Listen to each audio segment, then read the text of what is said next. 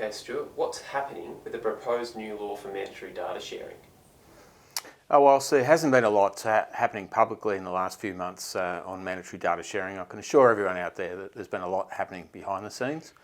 Obviously, the government made the announcement in October last year that they were going ahead with legislation to ensure that every car company selling cars in Australia shares full service and repair information with independent repairers on fair and reasonable terms. So what's been happening is that the government is actually writing that legislation as we speak. And the focus from our perspective is on ensuring that that law has all the attributes that it needs to be effective. It needs to have access to third-party intermediaries, data aggregators, scan tool companies. It needs to cover things like electronic logbooks and pass-through technology to make sure that it's future-proofed. How will it actually work? Well, given we're in a global industry with global car companies, we've taken the approach here that we're not going to reinvent the wheel. So what we've done is looked at the most effective scheme anywhere in the world, and we believe that's in the US, and we're essentially mirroring the US arrangements. And that will involve forming basically a separate entity, an industry-led body. In the US, it's called NASTF, or the National Automotive Service Task Force. We'll be doing or launching a body like that in Australia, and its role will be to do a few things. One is to administer a secure data release model, which will protect the integrity of security-related information.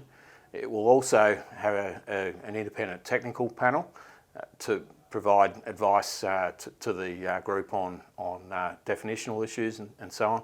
And thirdly, it will provide a dispute resolution and mediation service for the industry to try and sort out any disputes between car companies and repairers.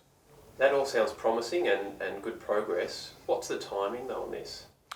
Well, the government is actually drafting legislation as we speak, and we're expecting to see an exposure draft sometime this year. Obviously, from our perspective, the sooner the better.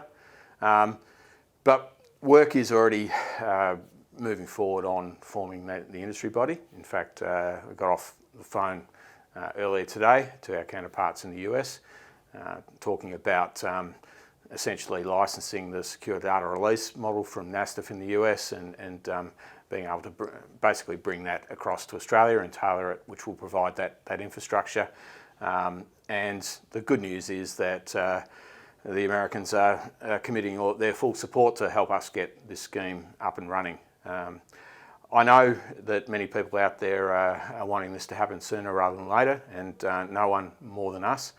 The simple fact is we need the legislation. Government's got to put it through Parliament, and it is a complex scheme, and we've got to get it right.